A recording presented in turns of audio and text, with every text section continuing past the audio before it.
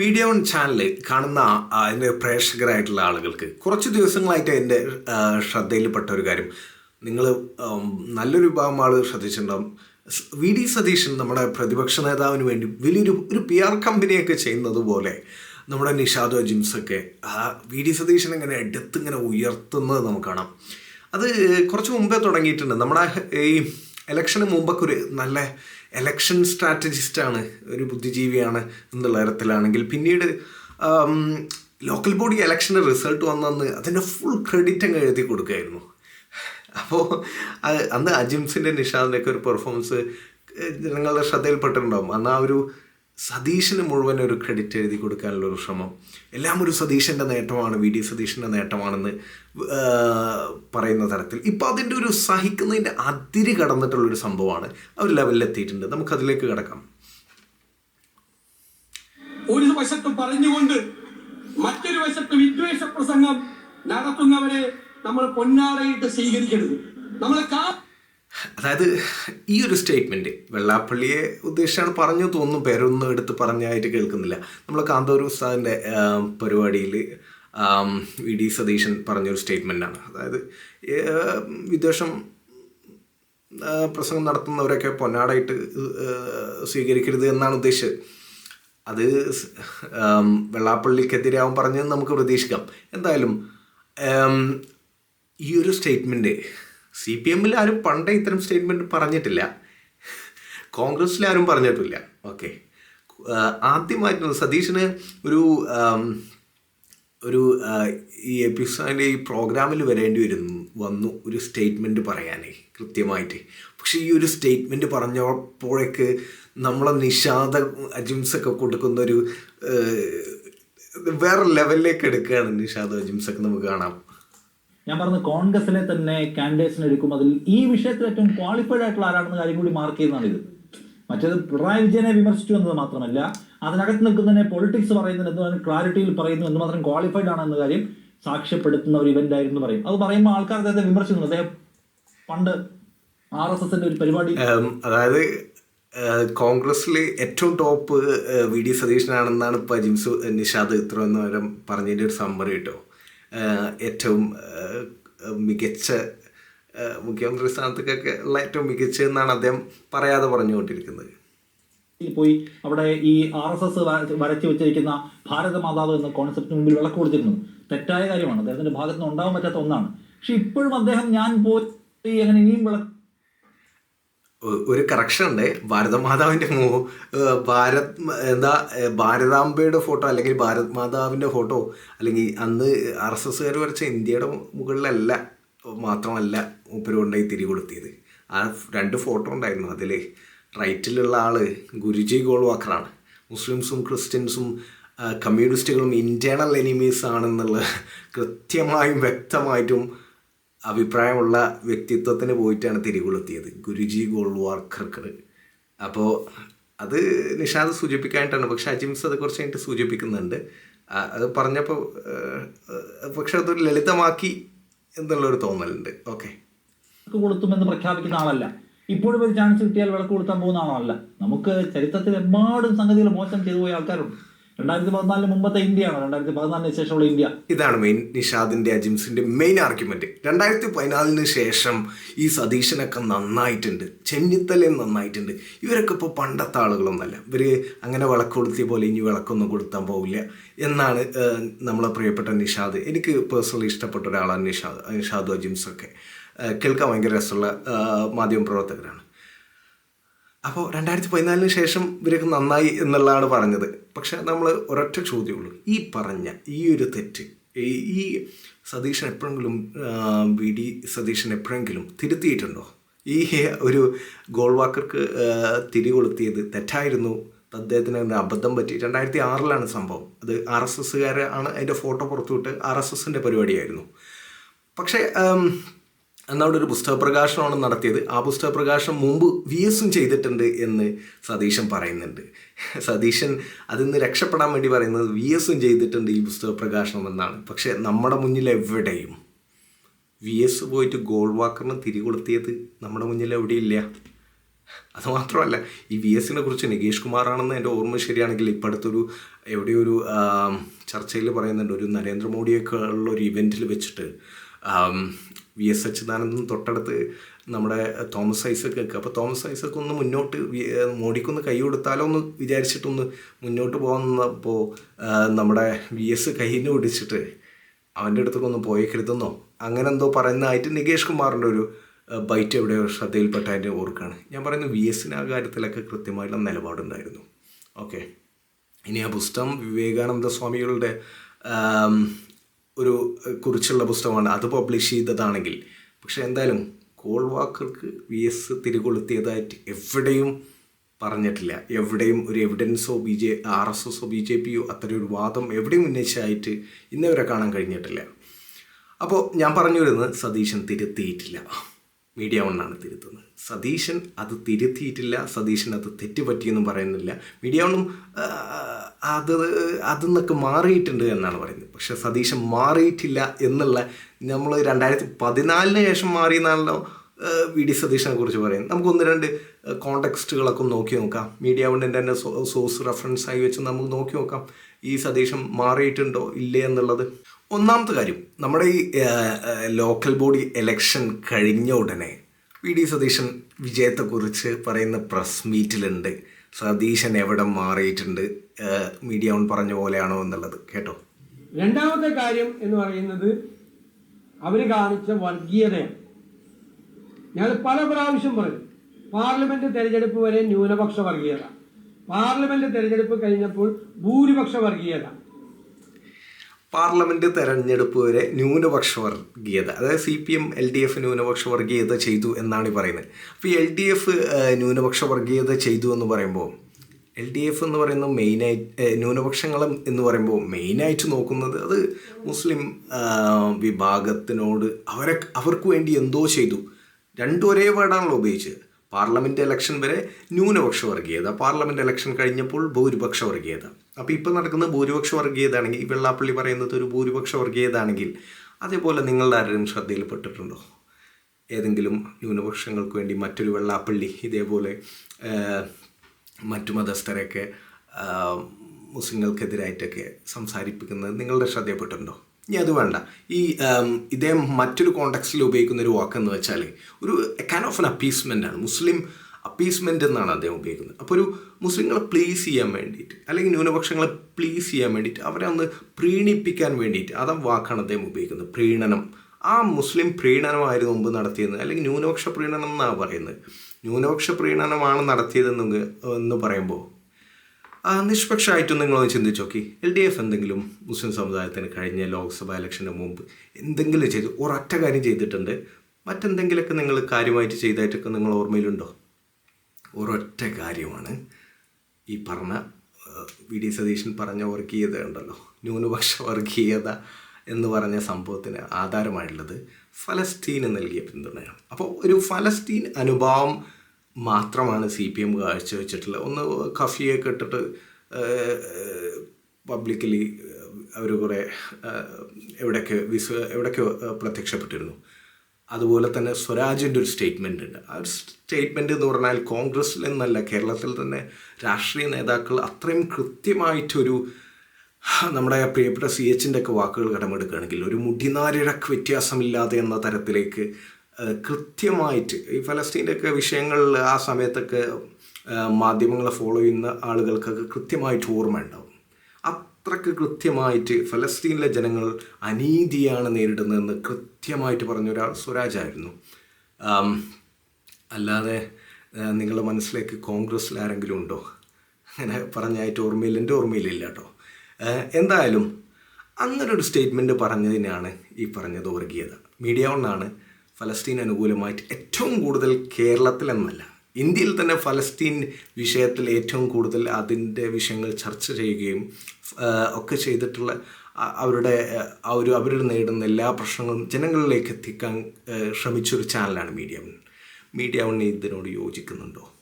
ഈ ഫലസ്തീൻ അനുകൂലമായിട്ട് CPM എടുത്ത സ്റ്റേറ്റ്മെൻറ്റ്, ആ ഒരു സ്റ്റാൻഡ്, അതൊരു വർഗീയതയാണ്, ന്യൂനപക്ഷ വർഗീയതയാണെന്ന് മീഡിയ വൺ വിശ്വസിക്കുന്നുണ്ടോ? നമ്മുടെ പ്രിയപ്പെട്ട അജിംസും നിഷാദൊക്കെ വിശ്വസിക്കുന്നുണ്ടോ എന്നാണ് ചോദ്യം. അതാണ് ഒന്നാമത്തെ കേസ്.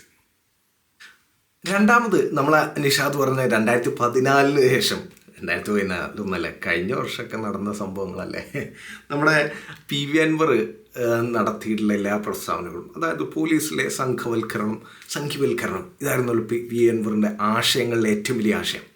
അപ്പോൾ അതിൻ്റെ ഭാഗമായിട്ട് PV അൻവർ ആവശ്യപ്പെട്ടിട്ടോ അല്ലാതെയോ ആ ഒരു വിവാദം വന്നപ്പോൾ നമ്മളെ അധികം ആളുകളുടെ ഒന്നും ശ്രദ്ധയിൽപ്പെടാത്തൊരു കാര്യമുണ്ട്.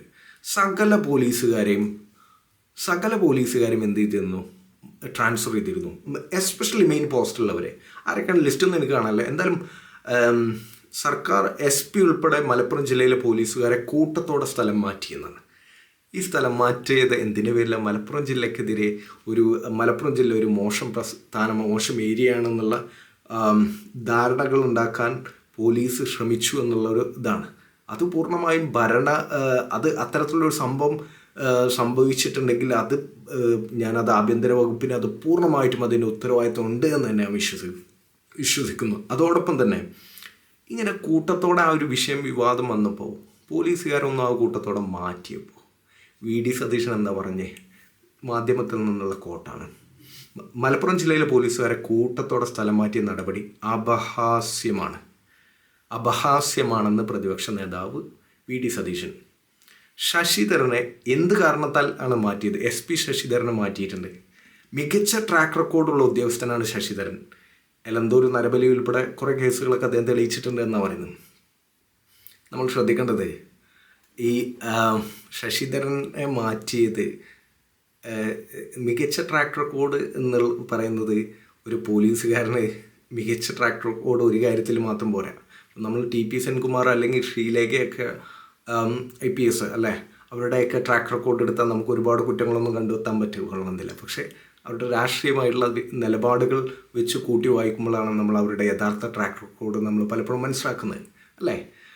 അപ്പോൾ ഈ SP ശശിധരൻ ആരാണെന്ന് നമ്മളെ പ്രിയപ്പെട്ട ദാവൂദ് സാഹിബ് പറയുന്നത് നമുക്ക് നോക്കാം. സുജിത് ദാസ് വരുന്നു. പക്ഷെ സുജിത് ദാസ് പോയതിനു ശേഷം ഇക്കാര്യത്തിൽ മികവ് തെളിയിച്ച ഒരാളെയാണ് കൊണ്ടുവന്നിരുത്തിയിരിക്കുന്നത്. ഇന്നാണ് ശശിധരൻ എന്ന് പറയുന്നത്. അയാൾ ഈ പാനായിക്കുളം കേസ് ഈ മട്ടിലാക്കി അവസാനം സുപ്രീം കോടതിയിൽ നിന്നും സുപ്രീം കോടതി ചീത്ത കേട്ട് ആ കേസിൽ മുഴുവൻ ആളുകളെയും വെറുതെ വിട്ട് നമ്മൾ കണ്ടു. ഇതിൽ ഈ ആഭ്യന്തര വകുപ്പിൻ്റെ പരാജയങ്ങളൊക്കെ ഉണ്ട് എന്ന് തന്നെയാണ് കേട്ടോ എൻ്റെ അഭിപ്രായം. ഞാനൊരു തുടർഭരണം CPM തെറ്റ് തിരുത്താത്തോടത്തോളം കാലം തുടർഭരണം വരണം എന്നുള്ളൊരു ആഗ്രഹമുള്ള ഒരു വ്യക്തിയല്ല. ഇന്ന് ഒരു റിട്ടയർഡ് മജിസ്ട്രേറ്റ് നമ്മളോട് സംസാരിക്കുകയാണ്. ഈ മജിസ്ട്രേറ്റിനെ കൊടുക്കാൻ ഈ ശശിധരൻ ശ്രമിച്ചു. എന്തിനാണ്? ഇയാൾ പിടിച്ചുകൊണ്ടുവന്ന പാനായിക്കുളം കേസിൽ പിടിച്ചുകൊണ്ടുവന്ന ഒരു പ്രതി പോളിടെക്നിക് വിദ്യാർത്ഥിയാണ്. കേസ് ഡയറി നോക്കുമ്പോൾ അതിനകത്ത് ഒരു ചുക്കുമില്ല. അപ്പോൾ ഞാൻ ഇവനെ റിമാൻഡിലേക്ക് അയച്ചാൽ ഈ ചെക്കൻ അടുത്ത ആഴ്ച പരീക്ഷയാണ്. അവൻ്റെ ജീവിതം, അവൻ്റെ ഭാവി അവതാളത്തിലാവുന്നതുകൊണ്ട് കർശന ഉപാധികളോടെ നമ്മൾ ഈ SP ശശിധരനെ കുറിച്ചാണ് പറയുന്നത് കേട്ടോ. നമ്മളെ VD സതീശൻ്റെ നല്ല ട്രാക്ക് റെക്കോർഡുള്ള പോലീസ് ഓഫീസറാണെന്ന് പറഞ്ഞ് ജാമ്യം കൊടുത്തപ്പോൾ ജഡ്ജിനെതിരെയാണ് ഇയാൾ നീങ്ങുന്നത്. ജഡ്ജിനെ സസ്പെൻഡ് ചെയ്യാൻ വേണ്ടിയുള്ള പരിശ്രമങ്ങൾ ഇയാൾക്ക് നടത്തണമെങ്കിൽ നോക്കൂ. അപ്പോൾ ഈ ഒരു ജഡ്ജിക്കെതിരെ ഈ SP ശശിധരൻ നമ്മുടെ VD സതീശൻ നല്ല ട്രാക്ക് റെക്കോർഡുള്ള ഓഫീസറാണെന്ന് പറഞ്ഞാൽ അവിടുന്ന് സ്ഥലം മാറ്റിയതായിരുന്നു. അപ്പോൾ മാറ്റിയത് തെറ്റാണെന്നാണ് പറഞ്ഞത്. 2000 സുപ്രധാനമായിട്ടുള്ള ഒരു പോയിന്റ് പറയാനുണ്ട്. ഈ PV അൻവറിൻ്റെ വിഷയത്തിൽ നമ്മുടെ PV അൻവർ ഇതൊക്കെ പറഞ്ഞ് നമ്മളെല്ലാം കളഞ്ഞ് എല്ലാം നഷ്ടപ്പെടുത്തിയിട്ട് അദ്ദേഹം പുറത്തിറങ്ങിയിട്ട് ഇതൊക്കെ പറഞ്ഞ് ജനങ്ങളെ വലിയൊരു പിന്തുണ ഉണ്ടാക്കി നിൽക്കുമ്പോൾ VD സതീശൻ മാത്രം കോൺഗ്രസിൻ്റെ അത്രയും ശക്തിയുള്ളൊരു പാർട്ടി തന്നെയാണല്ലോ League. By seats, number of seats ഒക്കെ കൗണ്ട് ചെയ്യുകയാണെങ്കിൽ ഒട്ടും മോശമല്ലാത്തൊരു പവർഫുൾ ആയിട്ടുള്ള പൊളിറ്റിക്കൽ പാർട്ടിയാണ്. ആ ലീഗ് പോലും നമ്മളെ PV അൻവറിനെ മുന്നണിയിലെടുക്കുക എന്ന് പറയുമ്പോൾ അതൊന്നും പറ്റൂല എന്ന് പറഞ്ഞ സതീശൻ സ്റ്റേണായിട്ട് പറ്റൂല അൻവറിനെന്ന് പറയാം. എപ്പോൾ അൻവർ ചെയ്ത അപരാധങ്ങൾ മുഴുവൻ നേരിട്ട് മാപ്പ് പറഞ്ഞു, ഒരു മനുഷ്യൻ ഇല്ലാതായ പോലെ അദ്ദേഹം മാപ്പ് പറഞ്ഞിട്ട് പോലും അൻവറിനെ ഇട്ട് വലിപ്പിക്കുകയായിരുന്നു സതീശൻ എടുത്തില്ല മുന്നണിയിലേക്ക്. ഇപ്പോഴും നേരെ എടുത്തിട്ടില്ലല്ലോ. അപ്പോൾ എന്തുകൊണ്ടായിരുന്നു അങ്ങനെ മുന്നണിയിൽ എടുക്കാഞ്ഞ്? അതേസമയം നമ്മൾ ഓർക്കണം, അൻവർ ആർക്കെന്തെങ്കിലും വർഗീയമായിട്ട് അൻവർ എന്തെങ്കിലും പറഞ്ഞായിട്ടും നമ്മൾ ശ്രദ്ധയിൽ അങ്ങനെ പെട്ടിട്ടില്ല. പക്ഷേ സന്ദീപ് വാര്യർ ആരായിരുന്നു? സന്ദീപ് വാര്യർ ഇനി പറയാൻ എന്തെങ്കിലും ബാക്കിയുണ്ടോ കേരളത്തിലേക്ക് മുസ്ലിങ്ങളെ അല്ലെങ്കിൽ ഇന്ത്യയിലെ മുസ്ലിങ്ങളെ? അത്രയും വിദ്വേഷം പുലമ്പിയ പറഞ്ഞൊരു മനുഷ്യനെ പിടിച്ച് സെക്രട്ടറി ആക്കാനൊക്കെ വളരെ കുറഞ്ഞ സമയം വേണ്ടി വന്നുള്ളൂ. ആ സതീശന് അല്ലെങ്കിൽ ഇവർക്ക് കോൺഗ്രസ്സുകാർക്കൊക്കെ സന്ദീപ് വാര്യരെ ചേർത്ത് പിടിക്കാൻ വളരെയധികം ആവേശമായിരുന്നു. പക്ഷേ അടുപ്പിച്ചില്ല ആരെ? പി വി അൻവറിനെ. അതിൻ്റെ കാരണം എന്താ?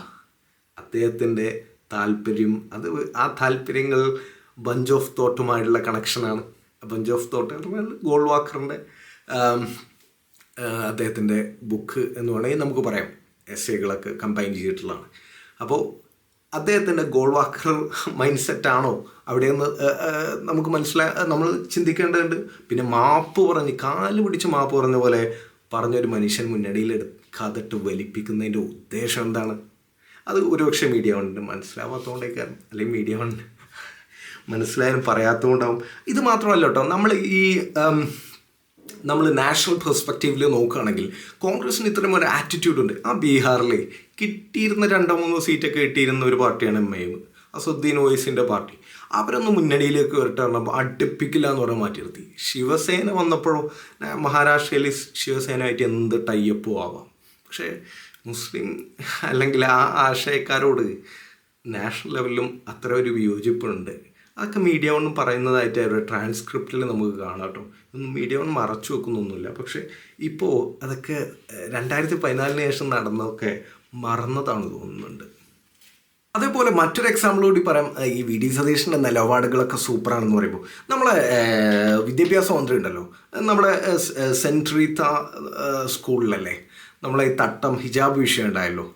അപ്പോൾ വിദ്യാഭ്യാസ മന്ത്രി എന്താ പറഞ്ഞ്, കുട്ടിക്ക് ആ കുട്ടിയുടെ അവകാശമാണ്, ആ കുട്ടിക്ക് അങ്ങനെ ഒരു തട്ടമിട്ട് പോവാൻ ആ കുട്ടിക്ക് ആഗ്രഹം ഉണ്ടെങ്കിൽ തട്ടമിട്ട് തന്നെ കുട്ടി പഠിക്കും എന്ന് ഒരു എന്താ പറയുക, ഒരു സംശയമില്ലാതെ കൃത്യമായിട്ട് വിദ്യാഭ്യാസ മന്ത്രി അദ്ദേഹത്തോട് പല കാര്യങ്ങളിലും എനിക്ക് വിയോജിപ്പുണ്ടെങ്കിലും പല വിമർശനങ്ങളുണ്ടെങ്കിലും അദ്ദേഹം അത് കൃത്യമായിട്ട് നിലപാടെടുത്തു. അപ്പോൾ അതേസമയം VD സതീശൻ എടുത്ത നിലപാടെന്താ? ഇതും 2014 ശേഷമല്ല, കഴിഞ്ഞ കൊല്ലാണ് കേട്ടോ. ഉത്തരവാദപ്പെട്ട സ്ഥാനങ്ങളിൽ ഇരിക്കുന്നവർ അത് ചെയ്ത് അവർ രണ്ടുപേരെയും IBയും ഷിയാസിനെയും പ്രത്യേകം അഭിനന്ദിക്കുക. ആ വിഷയം തീർന്നു.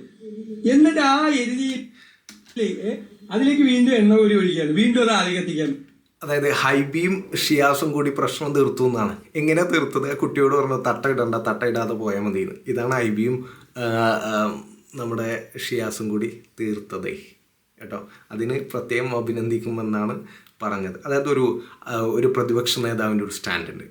ഇതിപ്പോൾ ഏത് കമ്മ്യൂണിറ്റിക്ക് എതിരെ ആയിക്കോട്ടെ അദ്ദേഹം കാണിച്ചിരുന്ന വ്യക്തമായൊരു വഴിയാണ്. ഒരു സ്റ്റാൻഡ് കൃത്യമായിട്ട് അവിടെ പറയാനായിരുന്നു. ഒരു കുട്ടിക്ക് ആ കുട്ടി തട്ടയിട്ട് പോകണമെന്നാണ് ആഗ്രഹിക്കുന്നതെങ്കിൽ അതിന് നിങ്ങൾ അനുവദിച്ചു കൊടുക്കണമെന്ന് നീതിപൂർവ്വം അത് പറയാനുള്ള ഒരു പ്രതിപക്ഷ നേതാവിൻ്റെ ഒരു സ്റ്റാൻഡ് അദ്ദേഹം കാണിച്ചിട്ടില്ല. ഇദ്ദേഹം നാളെ ആഭ്യന്തരമന്ത്രി ആയാലും ഇതേ പാറ്റേൺ തന്നെ ഫോളോ ചെയ്യും.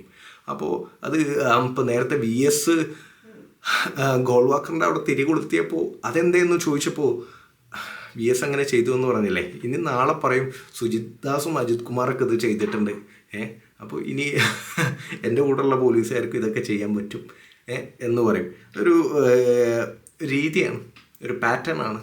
ചിന്തിക്കുന്നവർക്ക് ദൃഷ്ടാന്തമുണ്ട് എന്ന് പറയില്ലേ നമ്മൾ. പിന്നെ ഈ BJPയുടെ ഒക്കെ കേരളത്തിലെ വളർച്ചയിൽ വലിയ ആശങ്ക പുലർത്തുന്നവരൊക്കെ തിരിച്ചറിയേണ്ട ഒരു കാര്യമുണ്ട്. നമ്മൾ CPMനെതിരെയുള്ള വിമർശനങ്ങളോടൊക്കെ എനിക്ക് പൂർണ്ണമായി ഇപ്പോൾ CPMനെതിരെയുള്ള പല വിമർശനങ്ങളോടും എനിക്ക് യോജിപ്പാണുള്ളത്.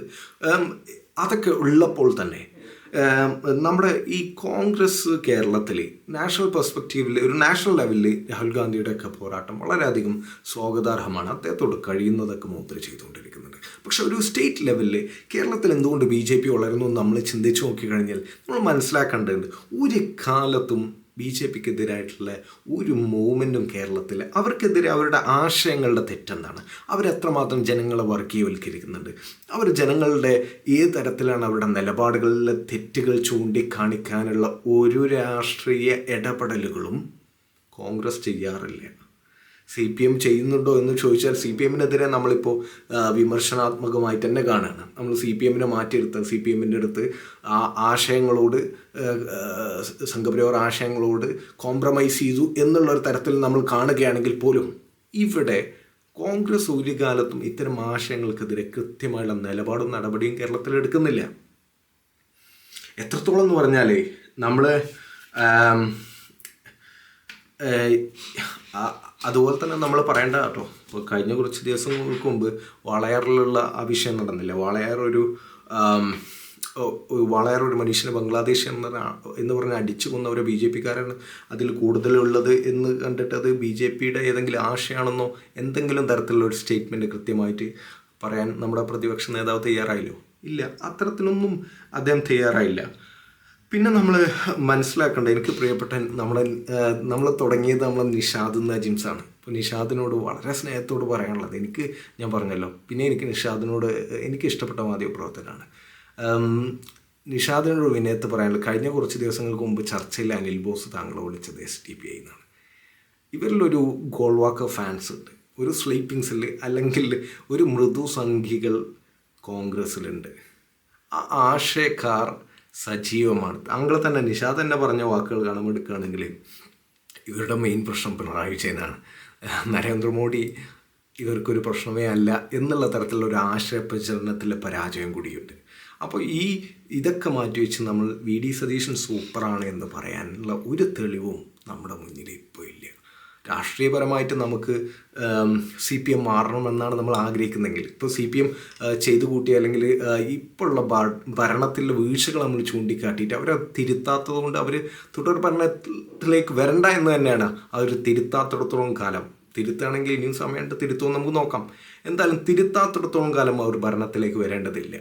അപ്പോൾ അവർ വേണ്ട എന്ന് നമ്മൾ ചിന്തിക്കുന്ന സമയത്ത് നമ്മൾ യഥാർത്ഥത്തിൽ അതിനേക്കാളും വലിയ ഒന്നിനെ നമ്മുടെ അതിനേക്കാളും വലിയൊരു പാമ്പിനെടുത്ത് തോളിൽ ചുറ്റുന്ന പോലെ ആവും എന്നുള്ളതാണ്. കടിച്ചതിലും വലുതാണ് മടയിൽ എന്ന് നമ്മുടെ നാട്ടിലെ മലപ്പുറത്ത് പറയും.